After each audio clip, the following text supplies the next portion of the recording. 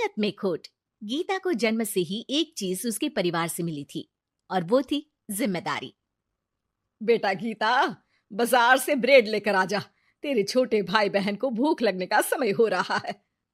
जी माँ, अभी लेकर आती हूँ। और तुझे बोला था ना कि नौकरी ढूंढ ले। पापा की नौकरी से अब घर चलाना बहुत मुश्किल हो रहा है। तेरे और भी 3 भाई बहन है बेटा। माँ, मैं गई तो थी एक फैक्ट्री में, लेकिन उन लोगों ने कहा कि मेरी उम्र कम है। ओहो, तो किसी और दुकान में देख ले या फिर कपड़े सिल लिया कर। लेकिन अब बेटा। हाँ माँ, मैं तुझे समझ सकती हूँ। मैं कल फिर जाऊंगी।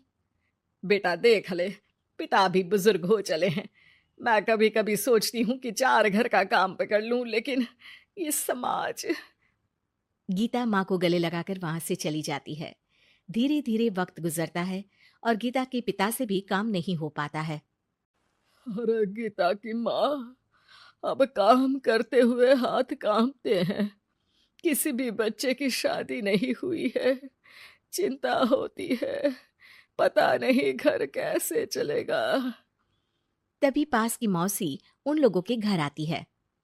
अरे गीता की माँ, चिंता ना करो, तुम लोगों की परेशानी का हल है मेरे पास। आओ बहन, क्या हाल है? कोई खजाना मिल गया क्या? अरे खजाना ही समझो। गीता की शादी के लिए एक लड़का है। लड़का अच्छी नौकरी करता है, अपने 2 मकान है, और शादी के बाद वो तुम लोगों का ख्याल भी रखेगा। ऐसा क्या देख लिया गीता में उसने जो इतना सब करने को तैयार है? अरे भाई साहब, अब आप लोगों से क्या छुपाना। लड़के की पहली बीवी का स्वर्गवास हो चुका है और 2 छोटे बच्चे भी हैं। अरे क्या बोल रही हो मौसी? नहीं नहीं, मैं ऐसी जगह अपनी गीता की शादी नहीं करूंगी।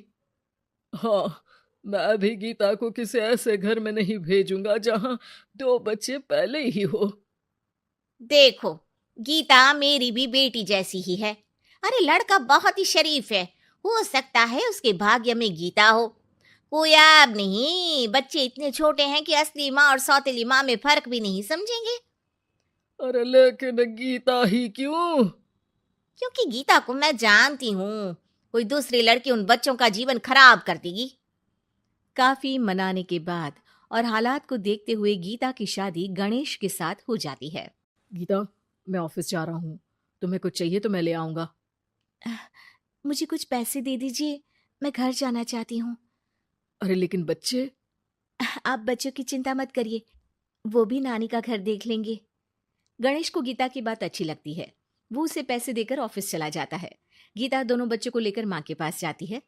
अरे मेरे नाती और नातिन, कितने प्यारे बच्चे हैं गीता। हाँ माँ, ये तो दोनों बच्चे मेरे ही हैं। चलो जाओ, अपने मामा और मौसी के साथ खेलो। फिर क्या था, गणेश के बच्चों को ननिहाल और गीता को अपने घर को पालने के लिए गणेश का सहारा मिल जाता है। माँ, ये पैसे ले ले, इनसे तू घर की टूटी छत बनवा लेना और राशन डाल लेना। और हाँ, मैं ना ये कपड़े भाई बहनों के लिए लाई हूँ। धीरे धीरे गीता का घर भी संवरने लगता है। वो अपने ससुराल में भी अच्छे से रहती है और फिर गीता को एक बेटा होता है। गीता, तुम चाहो तो अपनी माँ को यहाँ मदद के लिए बुला सकती हो। फिर क्या था, गीता की माँ बेटी के घर आ जाती है। लेकिन अब उसकी माँ गीता के बेटे और गणेश की पहली बीवी के बेटे से भेदभाव करने लगती है। अरे, सारा दूध तू ही पी जाएगा। चल, छोटे भाई को दे गिलास। लेकिन नानी, ये तो मेरा दूध है, वो अपना ग्लास खत्म कर चुका है। अरे चुप, बिल्कुल चुप। बड़ा आया मेरा गिलास वाला। तभी वहां गीता आ जाती है। माँ, ये क्या बोल रही है, वो छोटा है और बहुत दूध है किचन में। अरे बहुत है तो क्या सारा इस सांप को पिला देगी? अपने बेटे का ख्याल रख। कल को तेरे 2 घर में से एक का हक मांगेगा तो क्या करेगी? माँ, तो दोनों का ही तो हक है ना प्रॉपर्टी में।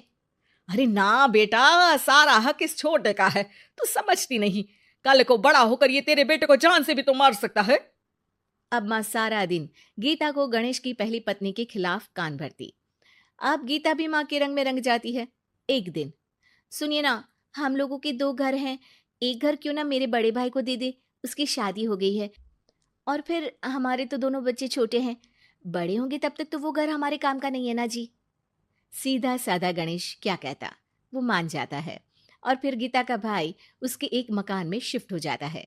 गणेश के ऑफिस जाने के बाद गीता गणेश की पहली पत्नी के बेटे से कहती है, सारा दिन खेलते रहते हो, पढ़े नहीं तो काम पर लगा दूंगी, समझे? बेटा, जो अब सौतेली माँ से सहम चुका था, एक फैक्ट्री में जाता है। साहब, कुछ काम मिलेगा? बेटा, मुझे एक ऑफिस बॉय की ज़रूरत है, लेकिन तुम तो अच्छे घर के लगते हो। हाँ हूँ बे, लेकिन फिलहाल काम की तलाश है। बेटा एक फैक्ट्री में चपरासी बन जाता है और एक दिन दुखी गणेश का स्वर्गवास हो जाता है। अब तो तेरे पापा भी नहीं रहे, चल निकल इस घर से। अरे क्या बोल रही है बहन? इस घर में इसका कानूनी अधिकार है। कहीं कोर्ट कचहरी का चक्कर लगा तो तू इस घर की भी नहीं रहेगी। अरे तो अब क्या करूं? बस तू अब इसकी शादी कर। इसकी बीवी को खूब सताना कि ये खुद ही बीवी को लेकर घर छोड़ दे। गीता को भाई की बात जंच जाती है, लेकिन कहते हैं ना कि पाप का घड़ा तो भरता ही है। बेटे की शादी के बाद उसकी बीवी सास से भी 4 कदम आगे निकलती है। ए, क्या सारा दिन सोती रहती है, कोई काम नहीं है क्या? चल निकल इस घर से और अपने पति को भी लेती जा। हाँ हाँ, तो चली जाती हूँ। वैसे भी ससुर जी के 2 मकान हैं, तो एक तो हमारा ही है। बस अब तो आप हमें अलग ही कर दो। आय हाय, कल की आई छोकरी मकान दे दूं? अरे वो तो मेरे भाई ने तेरे ससुर से खरीदा था पूरे नकद पैसों में।